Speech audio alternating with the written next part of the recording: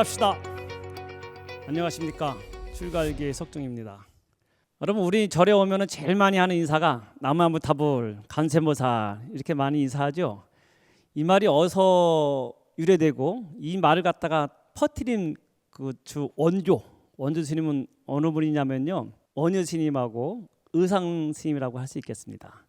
뭐냐면 원효 스님은 일반 사람들이 쉽게 나무아미타불만 하더라도 극락 왕생할 수 있다.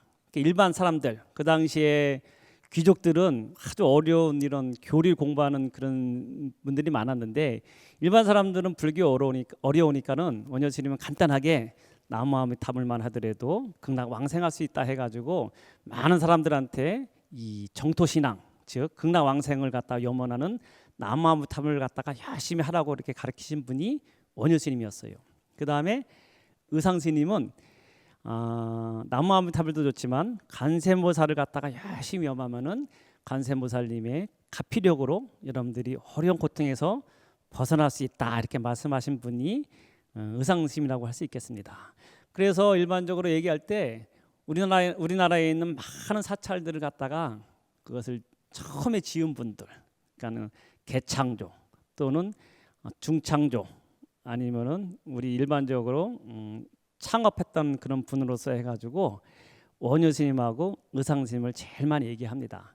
그만큼 우리한테 가장 큰 영향을 미친 분이라고 할 수 있겠어요. 근데 단순히 이렇게 원효 스님하고 의상 스님을 비교하면은 서로 여러 가지 반대되는, 서로 이렇게 삼이든지 공부한 과정이 많이 틀린 부분이 있어요. 출생부터 많이 틀리거든요. 의상 스님은 그 당시에 귀족이었습니다. 진골이라 해가지고, 그 진골이라고 하면은 왕족이었어요. 어머니나 아버지 쪽에 두 분 중에 한 분이 왕족이면은 그분들을 그 가족 가문을 갖다가 진골 가문이라고 하는데, 의상 스님은 굉장히 좋은 가문이었어요. 진골 출신이었거든요.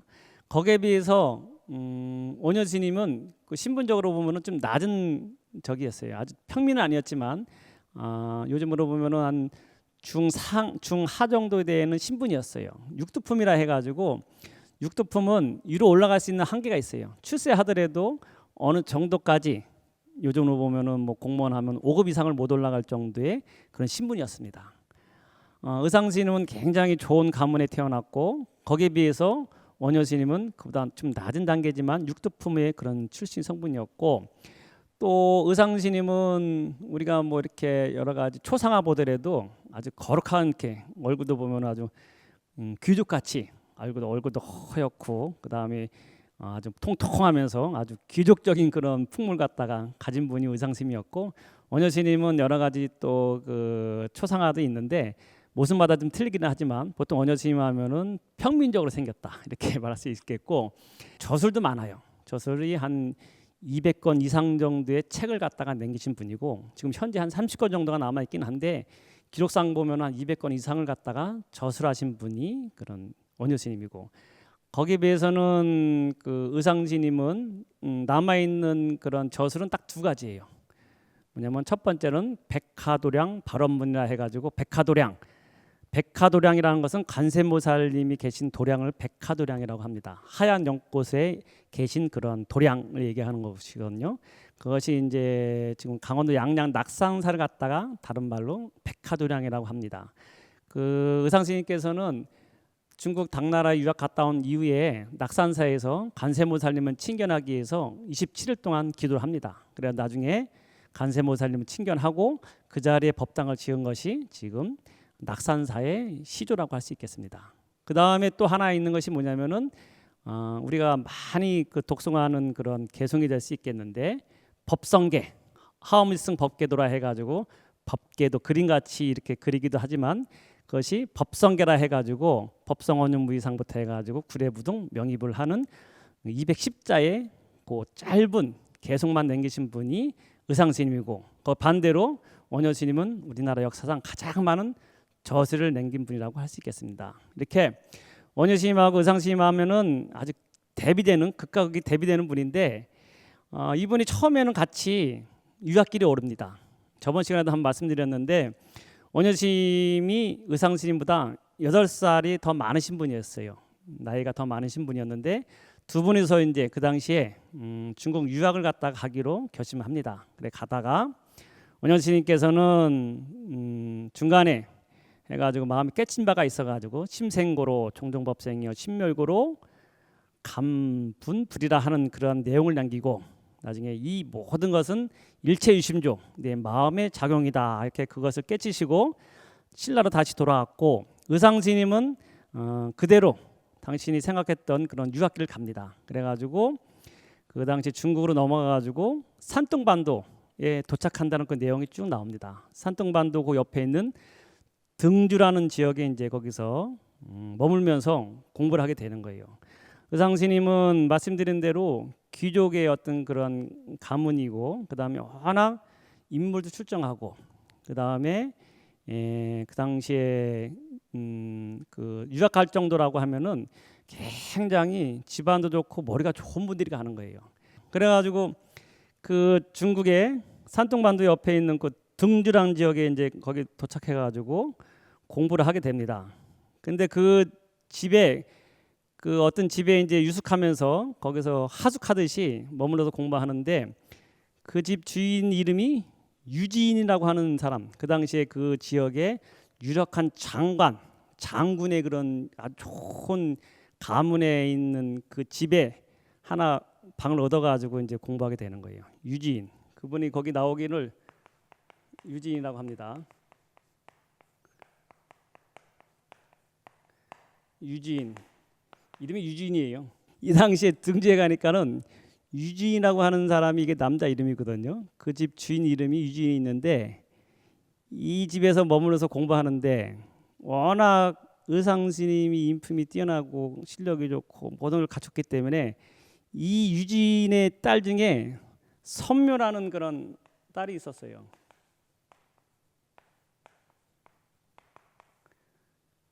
선묘, 이 유지인의 딸인데 이 선묘 아가씨가 의상스님을 이제 쉽게 말해서 사모하게 되는 거예요. 스님이 워낙 인품이 좋고 여러 가지 너무 자기가 여태까지 만난 모든 사람들 중에 중국 사람들보다 의상스님이 너무너무 자기는 여태까지 본 사람 중에 최고의 인물로 본 겁니다. 그래서 말을 못하고 이 유진의 이 딸이 선묘 아가씨가 의상스님을 갖다가 사모합니다. 하지만 우리 의상스님은 그 선묘 아가씨의 그런 마음을 갖다가 뿌리칩니다.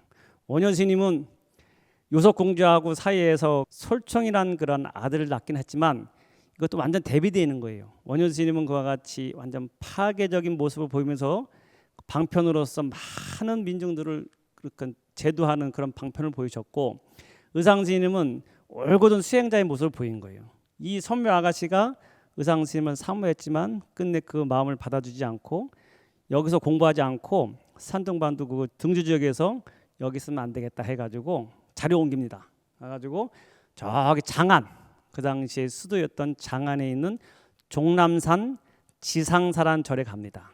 그 당시에는 중국 당나라 때는 현장 스님의 유식학이 가장 번성이 됐고 많은 스님들이 유식학을 공부했지만 이 의상 스님은 유식학을 공부한 게 아니고 원래는 유식학 공부하러 갔다가 거기서 보니까 유식보다는 종남산 지상사에 있는 지엄 스님이라고 하는 스님이 하엄하게 대가였어요.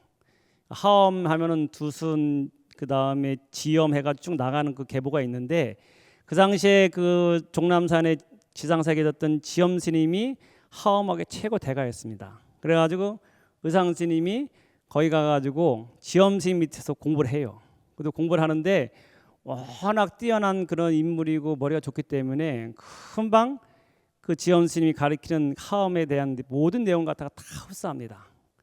근데 이 의상 스님이 워낙 뛰어나지만 아시겠지만 의상 스님은 중국 스님들이 보기에는 특히 이 지엄 스님이 보기에도 외국인이었어요. 외국인이 자기의 이 법을 읽는다는 것이 굉장히 자존심이 상한 것 같아요. 그 당시 기록에 보면은 원래는 순서대로 하면은 하엄하게 즉 계보가 두순, 지엄, 의상 스님으로 가야 돼요. 원래대로 하면 실력이든지 모든 면에서 보면은. 근데 의상 스님이 외국인이기 때문에 의상 스님한테 그 법을 갖다가 주기를 꺼렸던 모양입니다. 그러니까는 이 당시에 이 의상스님하고 쌍벽을 이뤘던 분이 누구냐면은 현수스님.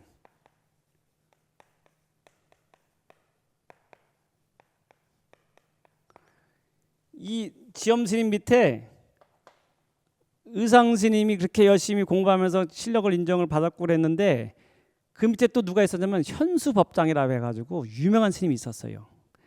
이 현수스님은 어떤 분이냐면은 이 지엄스님 밑에서 같이 거기서 지상세도 공부하는데 하엄을 공부하는데 이 의상스님이 현수스님보다 한 20살 정도 나이는 많았어요. 이 스님은 나중에 어떻게 10살 정도 많았는데 이 현수스님은 나중에 출가한 머리 깎게 돼요. 그 당시에는 그 밑에서 출가하지 않고 제가 신도였는데 워낙 유명한 사람이었어요. 현수스님이 그 당시에 중국 당나라 일대에서 가장 유명한 사람이었고 출가는 안 했지만 그 저기에서 법문사 앞에서 자기 손을 연비해 가지고 올 정도로 아주 유명한 사람이었고 나중에는 그 당시 측천무 여황제 측천무의 그런 아주 총애를 받습니다. 그래가지고 어느 정도였냐면 나중에는 측천무가 현수법장 스님, 현수 스님 한 명만을 갖다가 1년에 딱 한 명만 출가시켜요.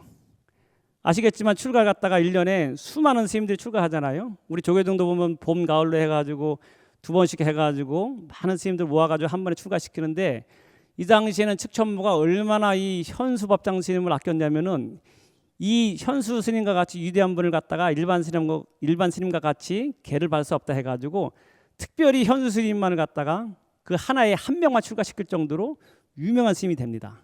근데 그 당시에는 지상 스님 밑에서 공부할 때 의상 스님은 스님이었고 그 당시에는 이 현수 스님은 출가하기 전이었거든요. 근데 이 중국 사람들 자존심에 의상 스님이 이 법을 잇는 걸 갖다가 꺼린 모양이에요. 그러니까는 그 스승이었던 지엄 스님이 의상 스님한테 나중에 여태까지 한 6년 정도 그 밑에서 수학을 하게 되는데 나중에 그러면 내 밑에서 하엄학을 그렇게 공부했으면은 하엄에 대한 모든 종지를 갖다가 네가 논문 쓰듯이 그것을 다 정리해가지고 가져오라 이렇게 얘기해요. 그러니까 의상 스님이 그 말씀을 듣고 스승의 말씀을 듣고 10건의 그러한 내용을 10건에 되는 그 분량으로 해가지고 그동안 배웠던 내용 하엄에 모든 관련된 내용 갖다 쭉 그것을 갖다가 자기가 써가지고 가져옵니다. 가져오는데 이 스승이었던 지엄 스님이 의상 스님의 그와 같은 노력이 들어있는 그 내용을 갖다가 그 쓴 내용을 갖다가 의심을 한 건지 아니면 이 법을 전해주기 싫었는지 뭐라고 말씀하시냐면은 옛날부터 얘기하기를 진리의 말씀은 불에 타지 않는다고 하는데 네가 여태까지 쓴 그 10건의 책이 정말 진리를 갖다 얘기한 책이라고 한다면은 이것이 불에 타지 않을 것이다 해가지고 이것을 의상 스님이 쓴 그 하엄경에 대한 내용을 갖다가 모든 내용을 갖다가 10건짜리를 갖다가 아궁에 확 던지는 거예요. 그런데 이게 말이 되겠어요? 쉽게 말해서 신라 스님한테 외국인한테 아마 법을 전해주기 싫다는 아마 그런 의미가 있는 것 같아요. 근데 묘하게 책이 콜라탄 게 아니고 나중에 이렇게 뒤져보니까는 글자가 하나하나씩 있는데 210자가 있는 거예요.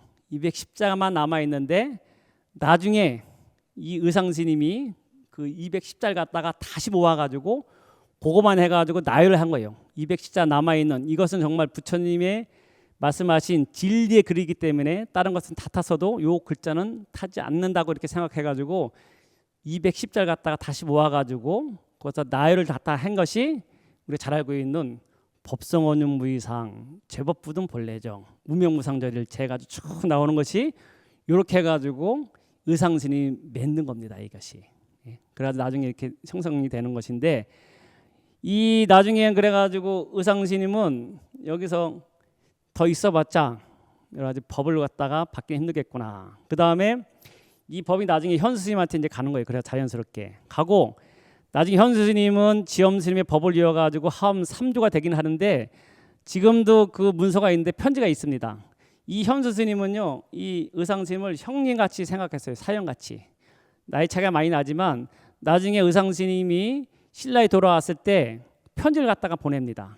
그래가지고 이 현수스님이 자기가 지은 그 하엄 탐연기라고 하는 하엄경에 대한 여러 가지 그 주석서 갖다 쓴 책이 있는데 이것을 사형인 의상스님 스님께서 한번 봐주십시오. 스님 아니고서는 이와 같은 내용을 알 수 있는 분이 없기 때문에 스님의 고견이 필요합니다 해가지고 이 현수 스님이 고국에 간 그 의상 스님한테 그걸 갖다가 편지를 보낸 것이 지금도 남아 있어요. 이것이 일본에 남아 있습니다. 그래가지고 이 의상 스님은 어쨌거나 그와 같은 일, 뭐냐면 타국에서 여러 가지 어려운 점을 느끼면서 거기서 공부를 갖다가 계속하기 힘든 상황이 됐고, 또 그 당시 어떤 상황이었냐면 당나라에서 신라를 갖다가 이제 공격한다는 그런 소식을 갖다가 듣게 됩니다.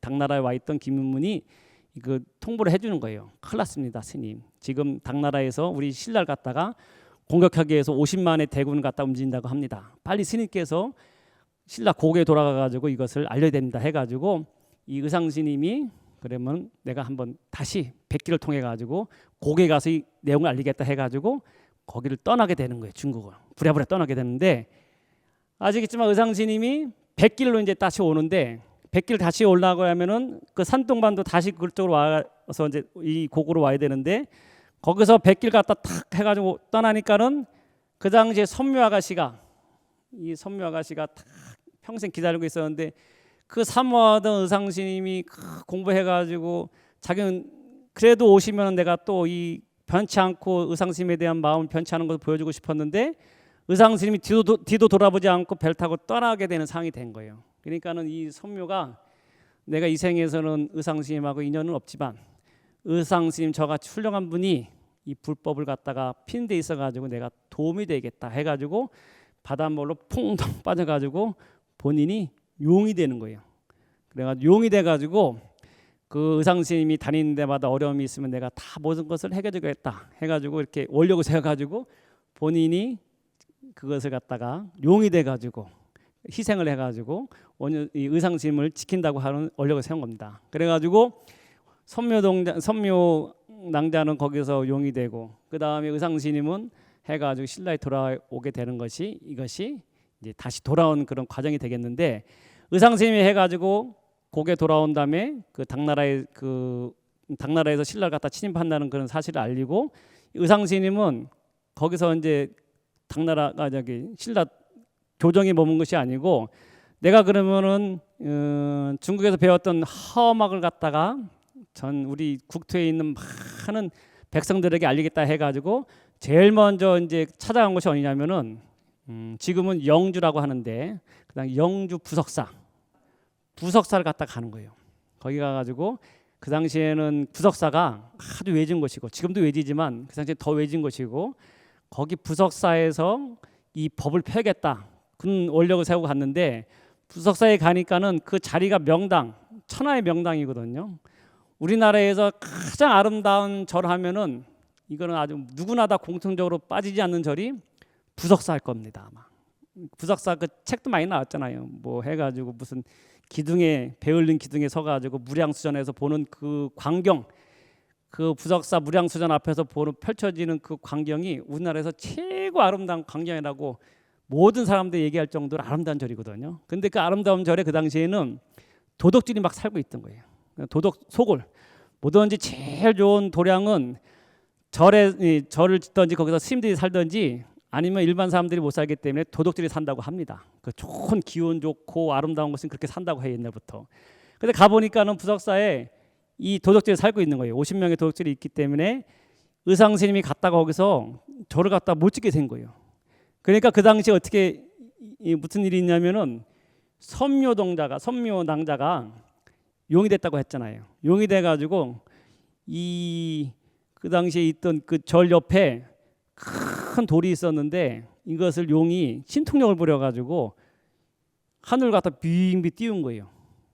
그러니까 이 도둑들이 겁먹어가지고 이거 뭐야 하니까는 하늘에 돌이 벙벙 큰 바위들이 떠다니니까는 이건 PC 도인이든지 공부 많이 한 스님의 도력 아니면 안 되겠다 해가지고 이 사람들이 모두 도망가는 겁니다. 그래가지고 자연스럽게 의상 스님이 거기서 도량을 갖다가 짓게 되는데, 그 부석사란 이름이 어디서 나왔냐면은 뜰부자 해가지고 부석사란 절이 이 선묘 낭자의 이 선묘 아가씨가 의상 스님이 부처님 법을 피는 데 있어가지고 이 많은 어려움 여러 가지 역경에 있는 것을 갖다가 고난에 있는 모든 것을 갖다 해결하기 위해서 선묘낭자가 돌을 띄어가지고 그 자리에 절을 지었다 해가지고 지금도 부석사라는 절의 유래가 이 돌을 갖다 큰 돌을 띄었다는 그런 절이라는 것입니다. 그래서 지금도 가면은 그 꼭대기 무량선 옆에 가면은 부석이라는 그런 돌이 있어요. 아주 큰 돌인데 아마 그게 하늘에 띄운다는 것은 불가능하겠죠. 근데 하여튼간에 이 선묘낭자의 원력으로 해가지고 돌을 띄었다고 하는 내용이 있습니다. 그래가지고 이 의상스님이 거기다 부석사에다가 이제 절을 창건하고 그 이후로부터 해가지고 하엄 10차리라 해가지고 이 의상스님이 부석사를 중심으로 해가지고 하나 세우고 하엄경을 중심으로 해가지고 많은 그런 절을 세웁니다. 우리 잘 알고 있는 구례 하엄사도 그 하엄사라는 이름 자체가 하엄경을 중심으로 한 도량이거든요. 하엄사, 그 다음에 우리가 잘 알고 있는 해인사도 다 하엄 10차정에 들어갑니다. 그 다음에 또 대표적인 사찰이 범어사, 갑사 이런 절들이 있잖아요. 이게 다 그 당시에 하엄 10차리라 해가지고 하엄경 중심으로 하는 그런 도량을 갖다가 맺는 것이에요. 근데 여러분들 이렇게 보면은 의상스님이 지은 하엄 10차들은 다 보면은 좀 특이점이 있습니다. 이 부석사도 가보면 너무 아름다운 절이지만 올라갈 때 굉장히 힘들어요. 부석사 올라갈 때 그 층층이 여기 못해 가면 그 계단을 올라가면 어떤 공간이 있고 또 그 계단을 갔다가 올라가면 또 다른 공간이 있고 그런 구조로 돼 있어요. 해인사도요. 해인사도 보면은 1층부터 올라가지고 이렇게 또 오면은 어느 공간이 있고 또 구강로에서 또 올라가면은 뭐 여기 또 법당이 있고 그 다음에 또 올라가면은 우리가 잘 알고 있는 팔만대장경이 맨 뒤에 있고 그 다음에 또 범어사도 같은 경우에도 범어사도 보면 밑으로 올라가면서 쭉 일중 운동해가지고 층층이 나 있는 그런 구조로 돼 있어요. 그 왜냐면은 의상스님이 하엄 10차를 지을 때 하엄경에 의지해서 근거해가지고 절을 지었다고 볼 수 있어요. 하엄경에서는 이 수행의 단계가 있습니다. 53단계라고 일반적으로 얘기하거든요. 맨 처음에 하엄경에 근거하면은 십신, 십주, 십행, 십회양, 십지, 등강, 묘각, 부처님 세계. 그러니까 부처가 되는 길이 한 번에 되는 게 아니고 맨 처음에는 10가지 그 믿음을 일으키고 거기서 머물고 거기서 행을 하고 10가지 회양을 하고 그 다음에 그 단계가 십지보살이 되고 나중에 등강, 묘각 맨 마지막에 부처가 된다는 것이 이것이 53단계라고 이렇게 표현합니다. 이것이 교학적으로 하엄경에서는 53단계. 그래가지고 입법계품에 보면은 선제종자가 선지식을 쫓아다닐 때 찾아다닌 것이 53선지식을 쫓아다닌 거예요. 그것이 처음에 발심해가지고 믿음을 일으켜가지고 부처의 경계까지 가는 데 있어가지고 53단계를 거쳐야 된다는 것이 하엄경의 내용이거든요. 그래서 이 도량도 보면은 그렇게 막 일부러 그냥 절에다가 산이 있으니까 그런 유형이 그런 사찰의 구조가 된 것도 있겠지만 근본적으로 뭐냐면은 하엄경의 근거에서 이 절을 지은 거예요. 그래서 맨 처음에는 중생들이 처음에 들어오면 발심의 단계에 있는 맨 밑에 단계, 그것이 이제 일주문에서 통해 가지고 금강문까지 왔을 때 보통 일반적인 단계.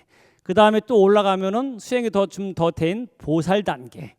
그 다음에 맨 마지막에는 해가지고 부처의 단계. 절 구조가 그렇기 때문에 이렇게 굉장히 가파른 구조로 돼 있어요. 해인사 같은 경우에는 나중에 그 대적광전에서 팔만대장경 올라갈 때는 굉장히 가파릅니다. 이것이 부처의 기에 올라가는 것이 쉽지 않다는 것을 비전도 얘기하는지 모르지만 노부살님들은 겨우 올라갈 정도로 이것이 기어 올라갈 정도로 이것이 굉장히 가파른데 그것이 일부러 그런 게 아니고 하엄경에 근거해가지고 수행의 단계를 갖다가 보이기 위해서 그런 것을 상징적으로 또 얘기했다고 이렇게 얘기할 수 있겠습니다. 그래서 의상스님이 이 중국에서 공부해서 와서 그 다음에 이 선묘 아가씨의 선묘낭자의 도움을 받아가지고 전국에 수많은 사찰을 갖다가 건립하게 되고 그 다음에 이 건립하기 전에 처음에는 이 우리나라에 와서 처음에 뭐냐면은 고개 와가지고 당신의 힘만은 가지고 원력 가지고 힘들겠다 해가지고 찾아간 것이 맨 처음 찾아간 것은 원래는 낙산사였어요. 낙산사에 가가지고 내가 중국에서 어렵게 공부하고 왔는데 관세음보살님의 그러한 원력이 필요하겠다 해가지고 관세음보살님 그 상주처 그 당시에 지금 홍련암이라고 할 수 있겠는데 낙산사 있고 암자 조그만 거 있잖아요. 거기가 원래 간세모살님이 상주차라고 옛날부터 얘기했거든요. 뭐냐면 간세모살님은 주로 바닷가에 계시는데 바닷가에 그 파도 소리에 있으면서 간세모살님은 그 이근원통이라 해가지고 공부할 때 이 귀로 듣는 것을 통해 가지고 원통 깨달음을 얻었다 해가지고 간세모살님은 주로 바닷가에 있습니다. 그래가지고 의상스님도 그 당시에 유명했던 그 바닷가에 간세모살님이 계시다고 하니까 본인이 찾아간다 해가지고 거기 가가지고 27일 동안 기도하다가 나중에 간세모살님은 정말 친견하게 되는 거예요. 그래서 나중에 거기다 절을 짓고 많은 사람들한테 간세모살 신앙을 갖다가 알리는 그런 것이 이 의상스님이 처음에 와서 한 그런 기도 방법이었는데, 의상스님은 이같이 많은 사람들한테 화엄을 갖다가 이것을 전파한 그런 분이기도 하고 또한 간세모살님의 신앙을 갖다가 전한 분이기도 합니다. 그러면서 이 원효 의상하면은 이 중국에서도 아주 유명한 그런 스님이고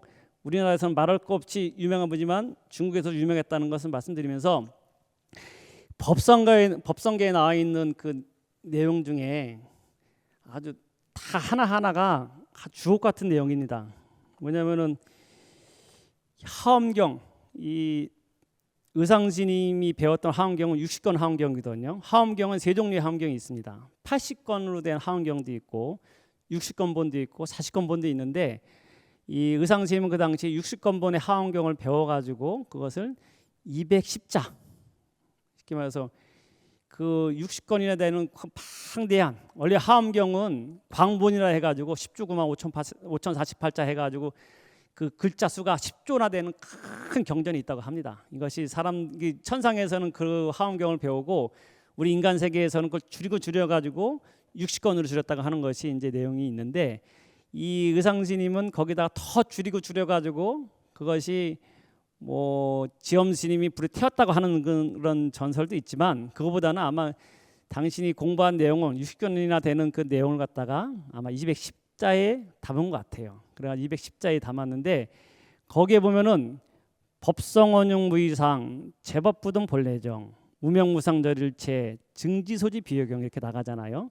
이 법성 부처님의 이 법의 성품은 원래 두 가지 원용해가지고 두 가지 모습이 아니기 때문에 모든 일체 이름과 모든 모양을 갖다 여인이라 하면서 증지소지 비효경, 법성계 시작하면 네 번째 나오는 구절 중에 증지소지 비효경이라는 그런 내용이 나옵니다. 여러분 다 아실 텐데, 이게 법성계에서도 아주 일반적으로 사람들이 생각할 때 이게 뭔 뜻인가 이렇게 고민하고 의심하는 분들도 있을 텐데, 저도 맨 처음에 이 글이 이게 뭔 내용인가 이렇게 좀 알지 못하고 고민한 경우가 있었거든요. 근데 그 의상스님이 법성계를 통해 가지고 하고자 한 얘기는 뭐냐면은 증지소지 비효경, 부처님의 이러한 깨달음의 경지, 이것은 증득한 이 모든 불법의 이 모든 공부의 이치는 뭐냐면은 증득한 지혜로서 소지 알바이지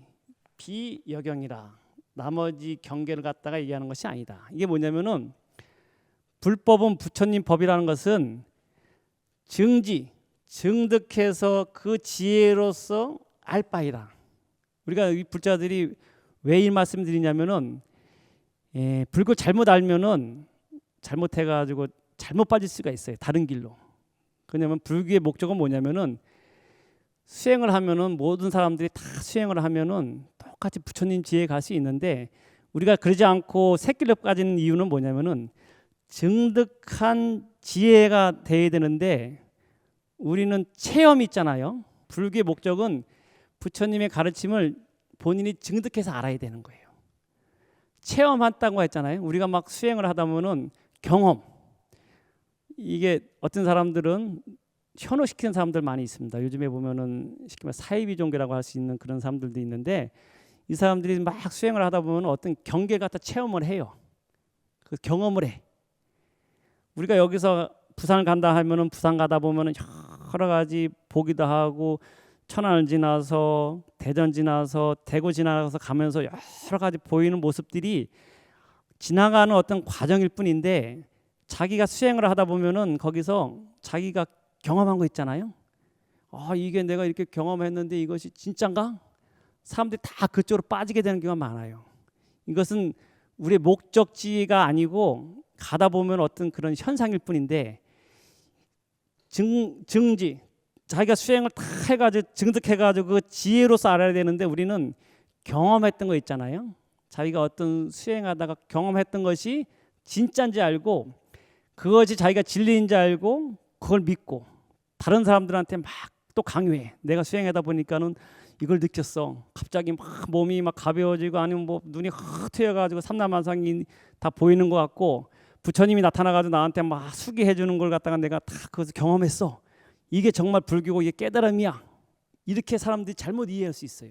근데 여기서 법성계에서 의상스님이 얘기하고 싶은 것은 뭐냐면은, 그런 것은 지나가는 과정 중에 하나 보이는 모습일 뿐이지 그것이 궁극적인 목표 아닌데, 너희들 거기 속으면 안 돼. 정말 불교의 목적은 자기가 끝까지 가서 증득한 지혜, 그것을 알 바이지 나머지는 다 이것은 필요 없는 경계야. 이 말씀하신 거거든요. 이 법성계는 많은 좋은 내용이 있지만, 저는 항상 이 법성계 읽을 때마다 우리가 불자라고 한다면은 이 의상스님이 말씀하신 그 하엄경을 갖다가 60권이나 되는 하엄경을 엑기스로 뽑은 중에서 이 말씀하시고자 했던 내용은 뭐냐면은, 증지소지 비역이다. 내 증득한 수행을 열심히 해가지고 증득한 지혜로서 알아야 되지, 나머지는 다 이것은 어떻게 보면은 마구니의 경계다, 이렇게 말씀하신 거거든요. 그래서 오늘은 의상스님의 중국에 와서 공부하고, 그 다음에 언유 스님하고 여러 가지 이제 다른 인생, 그 다음에 가치관, 그 다음에 불교관도 말씀드렸는데, 그 맨 마지막에 이 의상 스님이 말씀하신 법성계에 나와 있는 증지소지 배경, 우리 불자들은 항상 공부 열심히 하는 건 좋은데 거기서 혹시 어떤 경계, 그 다음에 경험을 가지고 그것을 절대시해 가지고 진리를 삼으면 안 되겠다. 이것이 의상 스님이 우리한테 주신 교훈이 아닐까 생각합니다. 오늘 이와 같이 의상 스님을 통해 가지고 우리가 수행을 점검하는 그런 시간이 됐으면 합니다.